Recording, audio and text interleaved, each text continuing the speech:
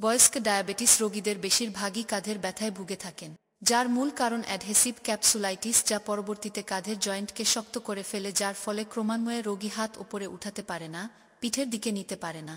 কারণ এটি অনেকগুলো কারণে হতে পারে, যেমন ১. হাত দিয়ে ভারী কিছু উঠাতে গিয়ে একটু ব্যথা পেয়েছে কিন্তু অতটা গুরুত্ব দেওয়া হয়নি, পরবর্তীতে দেখা যাচ্ছে ক্রমান্বয়ে কাঁধের ব্যথা বাড়ছে, পাশাপাশি কাঁধের মুভমেন্ট কমে যাচ্ছে।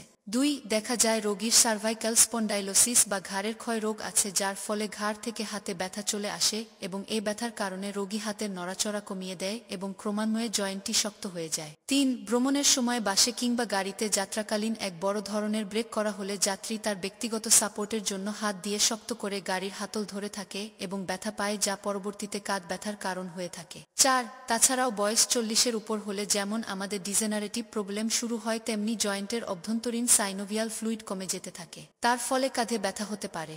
করণীয়: ডায়াবেটিস আক্রান্ত ব্যক্তিদের ব্যথানাশক ওষুধ যথাসম্ভব পরিহার করা উচিত। তবে মাংসপেশি রিল্যাক্স করার জন্য মাসল রিল্যাক্সেন্ট জাতীয় ওষুধের প্রয়োজন পড়ে। পাশাপাশি রোগীর সমস্যা সমাধানে প্রয়োজন সঠিক ও সময় উপযোগী ফিজিওথেরাপি চিকিৎসা। এছাড়া কিছু ইলেকট্রোথেরাপিউটিক এজেন্ট যেমন আল্ট্রাসাউন্ড থেরাপি, মাইক্রোওয়েভ ডায়াথেরাপি ও ম্যানুয়াল থেরাপির মধ্যে শোল্ডার মোবিলাইজেশন এক্সারসাইজ ও ম্যানুপুলেশন থেরাপি উপকারী। পাশাপাশি কিছু এক্সারসাইজ করতে হয়।